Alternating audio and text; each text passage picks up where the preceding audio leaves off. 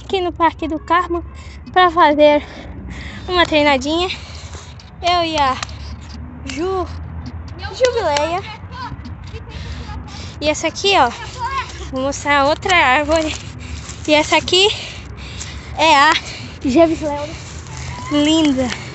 É a Arlinda. Tô aqui com meus irmãos, esses palhaços. Olha só.